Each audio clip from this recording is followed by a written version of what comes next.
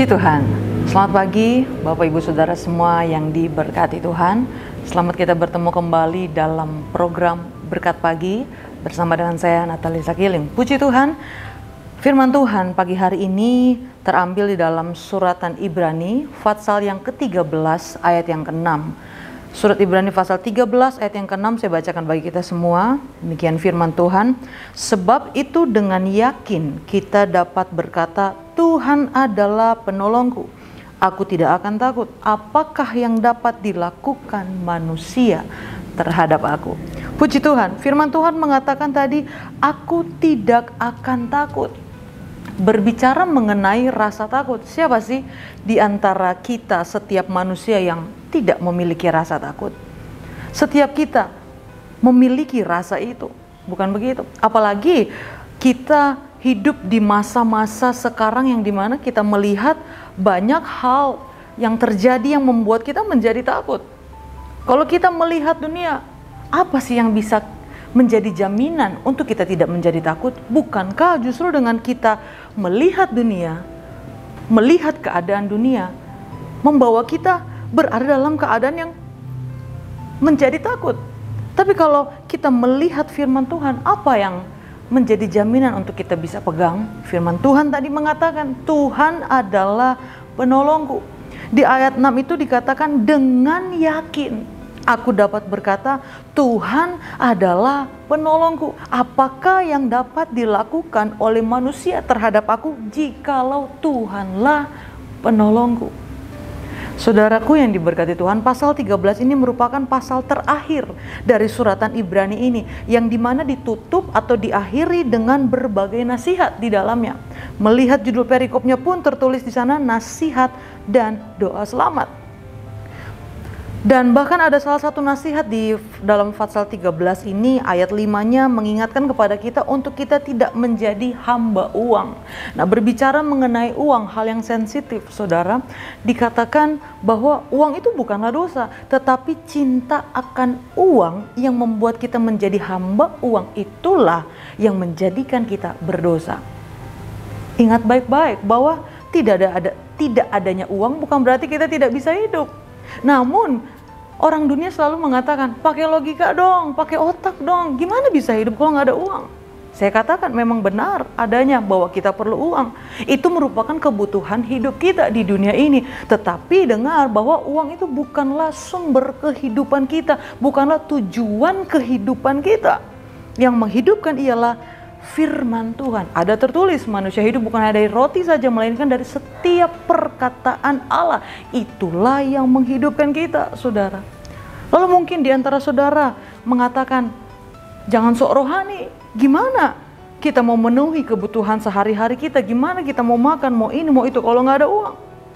Dengar baik saudaraku, bukan uang yang jadi permasalahan yang sebenarnya. Dan uang itu bukanlah dosa. Tetapi kalau yang menjadi pusat utama kita ialah uang dan uang, materi dan materi, jasmani dan jasmani, hal-hal lahiriah termasuk di dalamnya jabatan, kedudukan, popularitas, akan ada masanya saudara, itu semua bisa habis, hilang, lenyap, dan itu tidak membawa kita kepada keselamatan, tidak bisa menjadikan satu jaminan keselamatan hidup kita. Tetapi kalau kita mencari Tuhan sebagai sumber di atas segala-galanya dalam hidup kita, maka saya katakan, jangankan uang saudara, segala apapun yang saudara butuhkan, sebelum saudara memintanya bahkan, Tuhan sudah sediakan. Janji Tuhan, tidak akan pernah berkekurangan orang-orang yang mencari Tuhan. Bukan cari uang, cari Tuhan. Haleluya. Uang itu terbatas saudara, tetapi berkat Tuhan tidak terbatas, selalu melimpah. Bagi siapa? Orang-orang yang mencari Tuhan. Tidak pernah orang benar itu dibiarkan Tuhan berkekurangan, apalagi meminta-minta. Dan firman Tuhan di ayat setelah dari ayat 5 itu, di ayat 6-nya dikatakan, dengan yakin aku dapat berkata, Tuhan adalah penolongku. Aku tidak akan takut kepada manusia. Aku tidak akan takut kepada keadaan apapun yang terjadi. Saudara, jika Tuhan penolong kita, penolong saudara dan saya, maka percaya Dia jugalah yang akan menjamin kehidupan kita. Amin. Takutlah akan Tuhan yang mempunyai hidupmu, yang berkuasa atas hidupmu.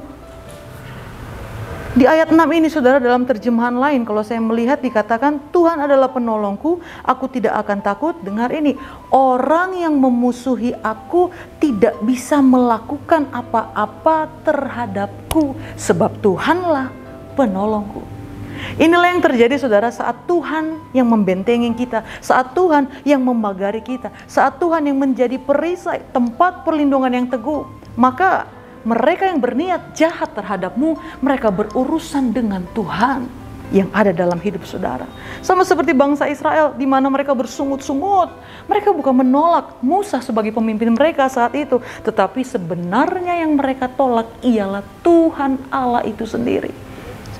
Jadi saudaraku yang diberkati Tuhan, jangan takut kalau hidup saudara ada di dalam tangan Tuhan.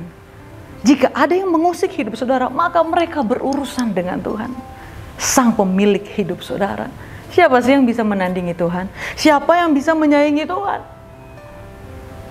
Tidak ada satupun, saudara. Itu sebabnya jangan pernah cari satu alasan pun untuk kita menjauh dari Tuhan, untuk kita mengesampingkan Tuhan, untuk kita membuang Tuhan dalam kehidupan kita. Jika kita berlaku demikian, maka saya katakan itu adalah keputusan yang membawamu keluar dari janji keselamatan Allah. Saat saudara berjalan dalam firman, maka jelas saya bisa katakan dunia pasti akan menolak saudara.